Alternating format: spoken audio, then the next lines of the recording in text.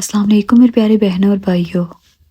خانہ کعبہ ایک ایسی مقدس جگہ ہے جس کی بے حرمتی اسلام سے پہلے یا اسلام کے بعد جس نے بھی کی، اللہ نے اسے ایک دردناک عذاب سے دوچار کیا، جس کی ایک مثال ابراہہ کے ہاتھیوں والے لشکر کی ہے۔ اصاف و نائلہ بھی انہی لوگوں میں سے ایک تھے۔ یہ وہ بت نہیں تھے جنہیں اہل عرب نے اپنے ہاتھوں سے تراشا تھا، بلکہ یہ جیتے جاگتے انسان تھے۔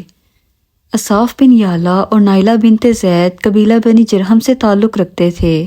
قبیلہ بنی جرہم وہ قبیلہ تھا جو سب سے پہلے آ کر مکہ میں آباد ہوا، یہ قبیلہ بیت اللہ شریف کے اطراف میں ہی رہا کرتا تھا۔ نائلہ ایک بہت خوبصورت نوجوان لڑکی تھی جو اپنے قبیلے میں یمن کے کسی علاقے میں رہا کرتی تھی۔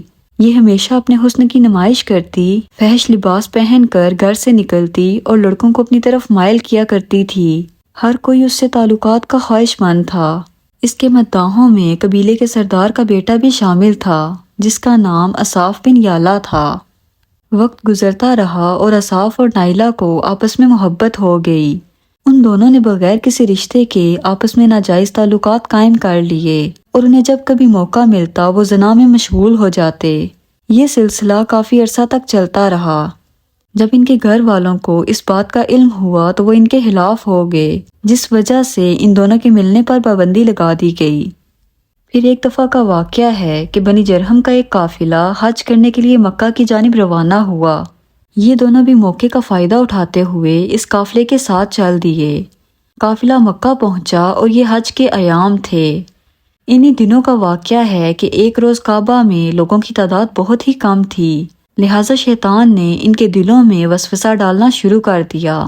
وہ دونوں خانہ کعبہ کے اندر چلے گئے اور وہاں انہوں نے زنا کا ارتکاب کیا۔ خانہ کعبہ کی اس قدر بے حرمتی پر زمین بھی لرز اٹھی اور ان دونوں پر اسی وقت اللہ کا عذاب نازل ہو گیا۔ ہوا یوں کہ جب وہ خانہ کعبہ کے اندر بدفعلی کر رہے تھے تو اسی وقت ان کی روحیں قبض کر لی گئیں اور ان کے جسم پتھر کے مجسمے بن گئے۔ کچھ دیر بعد جب بنی جرہم کے لوگ کعبہ کے پاس آئے اور بیت اللہ کے دروازے کو کھولا تو ان دونوں بدبختوں کو برہنہ حالت میں پتھر کا مجسمہ بنے دیکھا۔ وہ دیکھتے ہی سمجھ گئے کہ یہ دونوں اللہ کے گھر میں کس گناہ کا ارتکاب کر رہے تھے۔ لوگوں نے ان کے مجسموں کو لا کر باہر کھڑا کر دیا تاکہ یہ لوگوں کے لیے عبرت کا نشان بنے رہیں۔ کچھ دن بعد مکہ کے لوگوں نے اصاف کے بت کو اٹھا کر کوہ صفا پر رکھ دیا، جبکہ نائلہ کے بت کو اٹھا کر کوہ مروہ پر رکھ دیا۔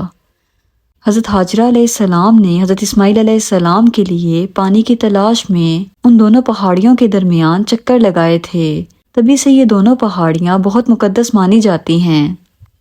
جب اصاف و نائلہ کے بتوں کو صفا و مروہ پر رکھا گیا تو ان کی یہ سزا تجویز کی گئی کہ جو شخص بھی صفا و مروہ پر جائے وہ ان دونوں بتوں کو ایک ایک جوتا مارے۔ ایک دو نسلوں تک تو یہ عمل جاری رہا، پھر لوگوں نے انہیں جوتوں کی بجائے تھپڑ مارنا شروع کر دیے اور کچھ نسلوں بعد لوگ انہیں صرف ہاتھ لگانے لگے۔ اس طرح وقت گزرنے کے ساتھ ساتھ لوگوں نے ان سے عبرت حاصل کرنا کم جبکہ ان کی تعظیم زیادہ کرنا شروع کر دی، یہاں تک کہ وہ دور جاہلیت آیا جب اہل عرب نے انہیں محبت کی علامت قرار دینا شروع کر دیا اور اپنے قبیلوں میں ان کے عشق کی داستان کو فخر سے سننے اور سنانے لگے، حتیٰ کہ وہ وقت آیا جب یہ محبت کے دیوی اور دیوتا قرار پائے اور لوگ انہیں پوجنے لگے۔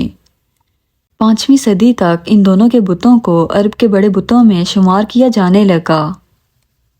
جب رسول اللہ صلی اللہ علیہ وسلم نے اہل عرب میں اپنی نبوت کا اعلان کیا تو آپ نے ان لوگوں میں دعوت و تبلیغ کا کام بھی شروع کیا۔ 10 ہجری میں جب اللہ نے دین اسلام کو غالب کیا اور رسول خدا صلی اللہ علیہ وسلم نے مکہ کو فتح کیا تو آپ فتح کے بعد خانہ کعبہ کے اندر داخل ہوئے اور آپ نے اور آپ کے بھائی حضرت علی علیہ السلام نے ساتھ مل کر چھوٹے بڑے تمام بتوں کو توڑ ڈالا۔ آپ صلی اللہ علیہ وسلم بت توڑتے جاتے اور یہ فرماتے جاتے کہ حق آ گیا اور باطل مٹ گیا، بے شک باطل نے مٹ ہی جانا تھا، یہاں تک کہ خانہ کعبہ تمام بتوں سے پاک ہو گیا۔ پھر آپ صلی اللہ علیہ وسلم صفا و مروہ پر تشریف لے گئے اور اصاف و نائلہ کے ان بتوں کو اپنے مقدس ہاتھوں سے توڑ ڈالا۔ دوستو، وہ دور جاہلیت جو عرب میں موجود تھا جس کی وجہ سے وہ اصاف و نائلہ کے بتوں سے عبرت حاصل کرنے کی بجائے انہیں پوجنے لگے، وہی دور آج پھر سے لوٹ آیا ہے۔ جیسا کہ تب ہونا یہ چاہیے تھا کہ ان کی اس بدفعلی پر لعنت کی جاتی، لیکن عربوں نے اس گناہ کو داستان عشق بنا دیا اور انہیں ایک رول ماڈل کے طور پر دیکھنے لگے۔ بالکل اسی طرح آج کے فتنہ پرور دور میں یہ سب دیکھنے کو مل رہا ہے، جہاں گناہ کو پروموٹ کیا جاتا ہے اور حق اور سچ کہنے والوں کو اول تو سنا ہی نہیں جاتا، اور اگر سنا بھی جائے تو اسے برا بھلا کہا جاتا ہے۔ اللہ تعالیٰ سے دعا ہے کہ وہ ایسے فتنوں سے ہماری اور ہماری آنے والی نسلوں کی حفاظت فرمائے، آمین۔ دوستوں مجھے امید ہے آج کی ویڈیو آپ کو کافی انفارمیٹیو لگی ہوگی۔ اگر آپ کو ویڈیو پسند آئی ہو تو اسے اپنے دوستوں کے ساتھ ضرور شیئر کیجیے گا اور میرے چینل کو سبسکرائب کیجیے گا۔ ملتے ہیں اگلی ویڈیو میں۔ اللہ حافظ۔